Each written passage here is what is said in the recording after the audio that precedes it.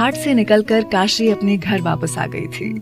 उसने खुद को सामान्य किया और अंदर चली आई। उसे घर आया देखकर आनंद जी ने उससे कहा, आ गई आप काशी, चलिए खाना खा लीजिए। नहीं बाबा, हमारे सर में दर्द है तो हम सोना चाहते हैं, खाना रख दीजिए, रात में अगर हम उठें तो खा लेंगे। अच्छा ठीक है, आप जाओ आराम करो। ये सुन काशी अपने कमरे में आई और दरवाजा बंद कर लिया। वो वहीं दरवाजे पर बैठ गई। अभय के बर्ताव को याद कर वो रोते हुए बोली, नफरत करती हूं मैं आपसे अभय प्रताप सिंह, नफरत। आपकी आज की हरकत ने गिरा दिया है आपको मेरी नजरों में। काशी रोते रोते वहीं सो गई। कुछ देर बाद आनंद जी ने काशी का दरवाजा खटखटाया पर उसने दरवाजा नहीं खोला। उन्हें लगा कि काशी सो गई होगी।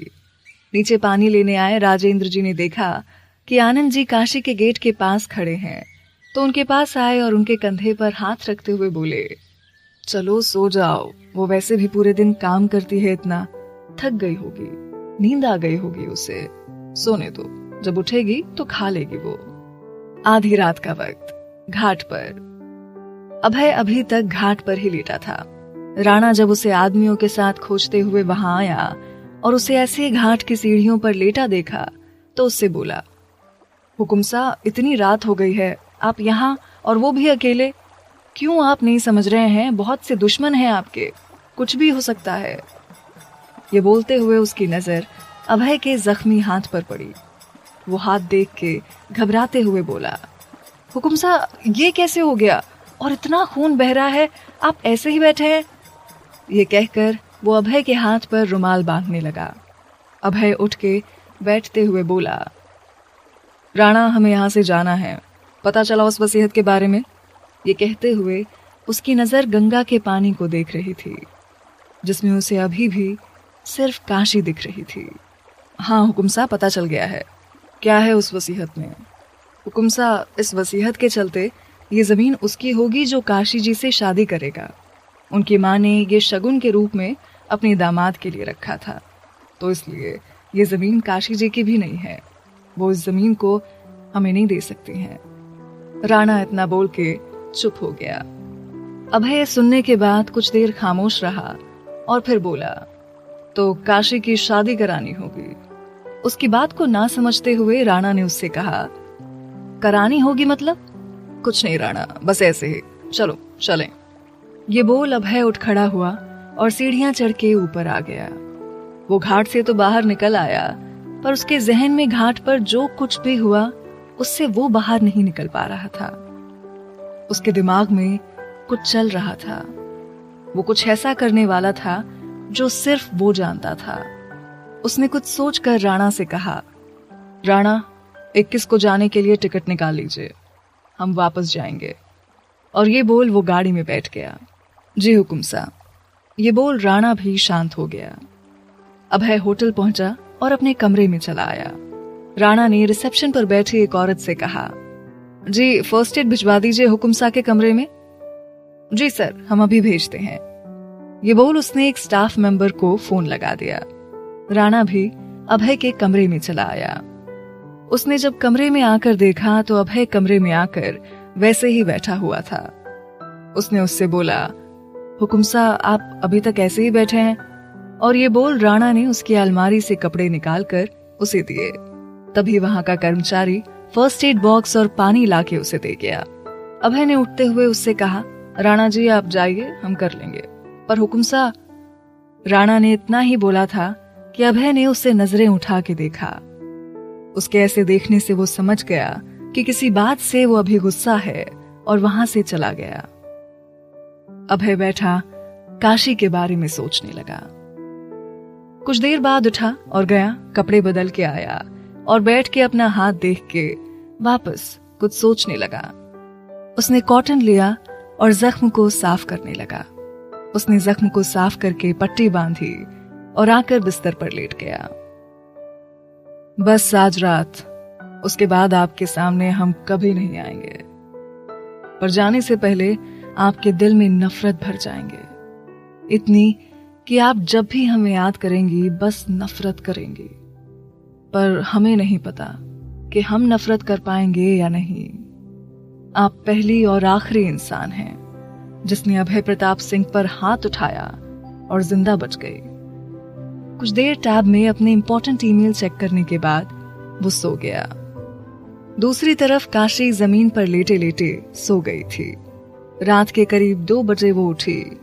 उसे बुखार था। वो बाहर गई किसी तरह और दवाइयों का बॉक्स ले आई। कमरे में आकर वो बिस्तर पर लेट गई। उसकी हिम्मत नहीं पड़ी कि वो दवा खा ले। ना जाने कब उसे वापस नींद आ गई। सुबह आनंद जी उठे तो देखा कि खाना वैसे ही रखा हुआ था और काशी के रूम का दरवाजा भी बंद था। वो काशी के कमरे में चले आए।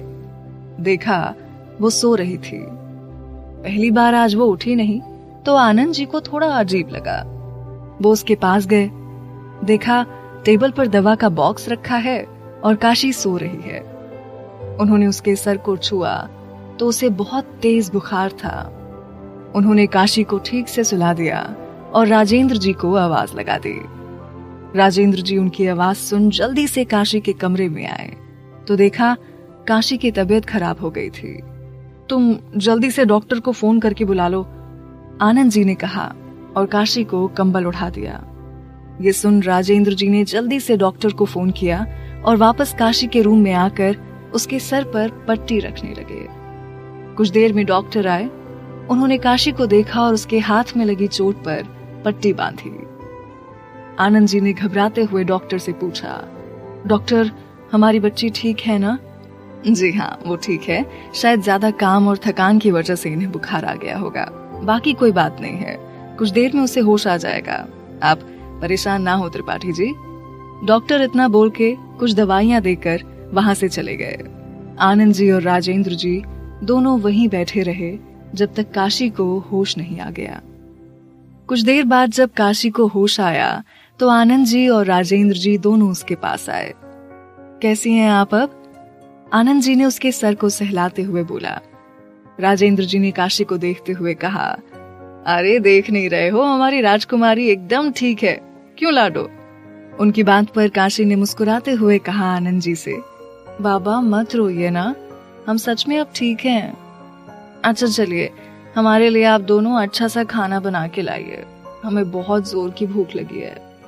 अभी लाते हैं हम अपनी लाडो के लिए। ये बोल आनंद जी राजेंद्र जी के साथ कमरे से बाहर जाने लगे, पर आनंद जी फिर रुके और वापस आए। आप ठीक है ना मेरी बच्ची? आनंद जी ने काशी के सर पर हाथ रखे बोला। काशी ने उन्हें परेशान देखकर उनका हाथ अपने हाथ में लेकर कहा, हम ठीक हैं बाबा, आप परेशान ना हो। आपके हाथों में चोट कैसे लगी? ये सुन उसने अपने हाथों को देखा और उसे अभय का उसके हाथों को कस के पकड़ना याद आ गया, जिससे उसके हाथ में चोट आ गई थी। उसने अपने पिता को और परेशान ना करते हुए कहा, ये तो हमारी चूड़ियां टूट जाने की वजह से लगी, आप चिंता मत कीजिए, हम ठीक हैं, आप मत परेशान हो। आनंद जी ने उसके सर पर हाथ रखा और चले गए। उनके जाने के बाद काशी ने अपना हाथ देखा और एक वक्त के लिए अपनी आंखें बंद कर ली। फिर वो उठी और तैयार होने चली गई। काशी तैयार होकर बाहर आई और नीचे चली आई। देखा तो राजेंद्र जी और आनंद जी दोनों साथ में खाना बना रहे थे। तभी घर का फोन बजा। काशी ने जाके फोन उठा, बोला, हेलो। उधर से एक लड़के की आवाज थी। जी मैं इलाहाबाद से बोल रहा हूँ, आनंद जी आज यहाँ आश्रम के लिए मशीनें लेने आने वाले थे। मैंने फोन किया था तो उन्होंने उठाया नहीं। आप बता सकती हैं कब तक आ जाएंगे वो? जी कुछ वक्त लगेगा पर जल्दी पहुंच जाएंगे। काशी ने इतना बोल के फोन काट दिया। वो आनंद जी के पास आई और उनका हाथ पकड़ के बोली, बाबा आपको आज इलाहाबाद जाना था ना, आप गए क्यों नहीं? आश्रम का काम ये कितना जरूरी है पता है ना, फिर क्यों किया आपने ऐसा? अरे कैसे छोड़ जाते हम आपको, तबीयत नहीं ठीक थी आपकी। अब हम ठीक हैं एकदम, देखिए। चलिए तैयार हो आप और जाएं। उसके कहने पर जब आनंद जी नहीं माने तब उसने कहा, ठीक है तो हम ही चले जाते हैं, आप बैठो। उसकी ये जिद देखकर आनंद जी जाने के लिए मान गए। फिर काशी राजेंद्र जी की तरफ मुड़ी और उनसे बोली, और आपको भी तो काम है ना, चलिए आप भी जाइए, तैयार हों और तब तक हम खाना बना देते हैं, जाइए अब। ये सुनकर आनंद जी और राजेंद्र जी तैयार होने चले गए और कुछ देर में तैयार होकर नीचे आए। फिर सबने साथ में बैठ के खाना खाया। राजेंद्र जी ने चलने से पहले किसी को फोन किया तो कुछ देर में 5-6 गाड़ियां आकर घर के सामने खड़ी हुई। उनमें से बहुत सारे लोग बंदूक लेके बाहर निकले। राजेंद्र जी के पास एक आदमी आया। राजा साहब प्रणाम, क्या हुक्म है? राजेंद्र जी ने उससे कुछ कहा और फिर काशी को गले लगा के उसे अपना ख्याल रखने को कहकर गाड़ी की तरफ बढ़ गए। आनंद जी ने काशी को गले से लगाया और उसके माथे पर चूम के गाड़ी में बैठ गए। काशी ने जाते हुए गाड़ियों को देखा कुछ देर, फिर घर के अंदर चली आई। पूरे दिन वो काम करती रही कि वो अभय को याद न करे। रात हुई तो आनंद जी का फोन आया। उन्होंने कुछ देर बात की और कल का आने का बोल के उन्होंने फोन रख दिया। रात का वक्त, काशी का कमरा। काशी अपने कमरे में बैठे बैठे सो गई थी। तभी अभय उसके कमरे में बनी बालकनी में से उसके कमरे के अंदर दाखिल हुआ। वो सोती हुई काशी को देखकर वहीं बिस्तर के पास रुक गया। वो उसके हाथों में बंधी पट्टी को देखकर उसके पास कुर्सी लेके बैठ गया। सोते हुए कितनी शांत लगती है ना, पर है नहीं ऐसी। अभय ने काशी को देखकर मन में कहा। वो वहीं बैठे बैठे काशी को देख रहा था कि तभी कुछ देर बाद काशी की आंखें खुली तो अभय को अपने सामने बैठा देखकर वो नींद में बड़बड़ाई। अभी मुझे सपने में भी परेशान करेंगे। तभी उसे लगता है कि ये उसका सपना नहीं है। वो जल्दी से उठ के बिस्तर से दूर खड़ी हो गई। अभय उसे बहुत प्यार से देखकर मुस्कुरा रहा था। उसे ऐसे मुस्कुराते देख वो बोली, आप यहाँ क्या कर रहे हैं और आप अंदर कैसे आए? अभय उसका दुपट्टा लेके उसके पास बढ़ने लगा तो काशी अपना दुपट्टा उससे छीन के ओढ़ते हुए बोली, जाइए यहां से। अभय उसके नजदीक आया और उसके बिल्कुल सामने खड़ा हो गया। काशी दूसरी तरफ से जाने को हुई तो उसने अपना हाथ दीवार पे लगा दिया। काशी उसे कमरे में देखकर डर गई और उसकी ये हरकत देखकर वो और भी ज्यादा डर गई थी। क्या बदतमीजी है ये? काशी ने गुस्से में देखकर कहा। अभय ने देखा कि काशी के बाल उसके चेहरे पर आ रहे थे। उसने उन बालों को उसके चेहरे से हटाने के लिए जैसे हाथ उठाया वैसे ही काशी ने उसके हाथ को झटक दिया और दूर हट गई उसे धक्का देके। दूर रखिए इन हाथों को हमसे, छूना मत हमें अपने हाथों से। क्यों आए हैं आप यहाँ और अंदर कैसे आए? शादी करना है आपसे, अभी इसी वक्त। ये बोलकर अभय आकर उसके बेड पर बैठ गया। ये बात सुन के काशी गुस्से में बोली, आप पागल हैं क्या? दिमाग खराब हो गया है आपका?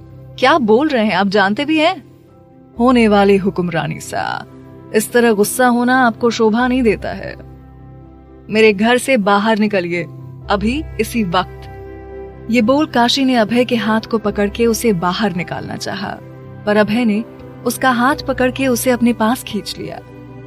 उसका एक हाथ काशी की कमर पर था, दूसरा हाथ उसने पकड़ रखा था।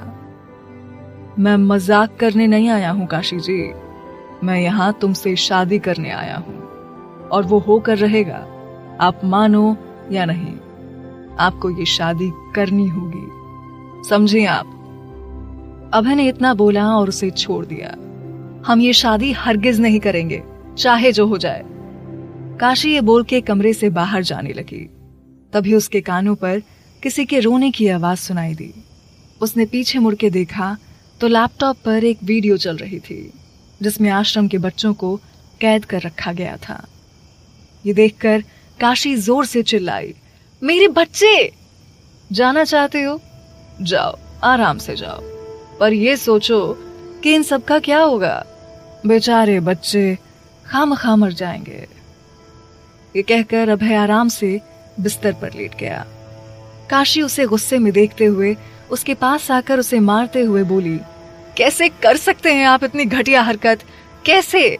अभय ने उसका हाथ पकड़ के उसे अपने पास बिस्तर पर खींच लिया और उसके आंसुओं को पोंछते हुए कहा, हम कुछ भी कर सकते हैं काशी, कुछ भी। तो बस आज रात दे रहे हैं, सोच लो, वरना सुबह वो होगा जो आपने सोचा भी नहीं होगा। अभय बिस्तर से उठ के बाहर जाने लगा और दरवाजे पर आकर रुककर पीछे मुड़ के उससे बोला, और हाँ काशी, खुद के साथ कुछ करने की कोशिश मत करना, क्योंकि आपको कुछ भी हुआ तो भी ये सब नहीं बचेंगे। मैं किसी को नहीं छोड़ूंगा, तब भी। तो सोच लो क्या करना है, मैं नीचे बैठा हूं। अभय ये बोल के चला गया। काशी बिस्तर पर बैठे रोई जा रही थी। उसे समझ नहीं आ रहा था कि वो क्या करे। अभय नीचे सोफे पर बैठा था। उसे खुद पर गुस्सा आ रहा था, पर किसी को बता नहीं सकता था। वो फोन निकालकर राणा को फोन कर उससे बोला, राणा, एक पंडित जी को लेके काशी के घर पर आओ सुबह तक, पर उन्हें पता न चले कि उन्हें कहां ले जाया जा रहा है, समझे? अभय ने राणा से कहा और फोन रख दिया। काशी को समझ नहीं आ रहा था कि वो क्या करे। सुबह का वक्त 4 बजे, शिवरात्रि का दिन। काशी पूरी रात सोई नहीं थी और यही हाल अभय का था। काशी एक फैसला किए नीचे आई और अभय से बोली, मैं आपसे शादी करने के लिए तैयार हूं, पर हमारी एक शर्त है। वो बिना अभय की तरफ देख के बोल रही थी। अभय ने भी बिना उसे देखे कहा, बोलिए। आप आश्रम के बच्चों को कुछ नहीं करेंगे। जाइए, तैयार हो जाइए। काशी वापस अपने कमरे में चली आई और तैयार होने लगी। आज जहां एक तरफ पार्वती जी शिव जी के लिए सजाई जा रही थी, वहीं काशी अभय की पत्नी बनने के लिए सज रही थी। वो तैयार होकर नीचे आई। पंडित जी भी आ चुके थे। उनकी आंखों पर पट्टी बंधी थी। पंडित जी की आंखें खुली तो काशी को देखकर हैरान हो गए। राणा ने बंदूक उसके सर पर लगा के बोला, पंडित जी, शादी शुरू कीजिए, और हाँ, ये बात यहाँ से बाहर न जाए, वरना आपके घर वाले मिलेंगे नहीं आपसे। पंडित जी भी डर गए और शादी कराने लगे। मंत्र पढ़े जा रहे थे। बाहर नगाड़ों की आवाजें थीं। शिव जी की मस्ती में आज पूरा बनारस झूम रहा था। आज जहां शिव पार्वती का मिलन हो रहा था, वहीं आज काशी भी अभय से बंधने जा रही थी। पंडित जी ने पूरे विधि विधान से शादी कराई। अभय ने काशी के गले में मंगलसूत्र पहनाया, मांग में सिंदूर लगाया, पर काशी को जैसे कुछ असर ही नहीं हो रहा था। शादी पूरी हुई, पंडित जी चले गए। उनके जाने के बाद अभय ने काशी को देखते हुए कहा, तो आज से आप काशी अभय प्रताप सिंह हुई। वैसे आप जानना चाहेंगी कि हमने आपसे शादी क्यों की? उसकी बातें सुनकर भी काशी वैसे ही बैठी रही। उसे ऐसे खामोश देखकर अभय ने कहा, चलिए हम बता देते हैं। पहली तो इसलिए क्योंकि आपसे वो जमीन लेनी थी। जुबान दी थी मैंने आपको कि मैं आपसे वो जमीन लेके जाऊंगा, और आपकी माँ की वसीयत के मुताबिक वो जमीन आपके पति की थी। शादी के बाद जो अब हम हैं, तो वो जमीन मेरी हो चुकी है। और दूसरा, आपके गुरूर को तोड़ने के लिए। हमने आपसे शादी जरूर की है, पर आपके साथ मेरा कोई रिश्ता नहीं होगा। आप यहीं रहेंगे इस सिंदूर के साथ, एक छोड़ी गई औरत की तरह। उसने ये सब बोला और गुस्से में जयमाला निकाल के फेंक दिया। ये सुन रही काशी ने उसकी तरफ हैरानी से देखा। अभय ने चश्मा उठाया और उसे आंखों पर लगाते हुए बोला, तो काशी अभय प्रताप सिंह, चलते हैं, गुड बाय। अभय इतना बोल के अपने आदमियों के साथ चला गया और काशी वहीं बैठ के रोने लगी। उसके आंसू जैसे रुकने का नाम नहीं ले रहे थे।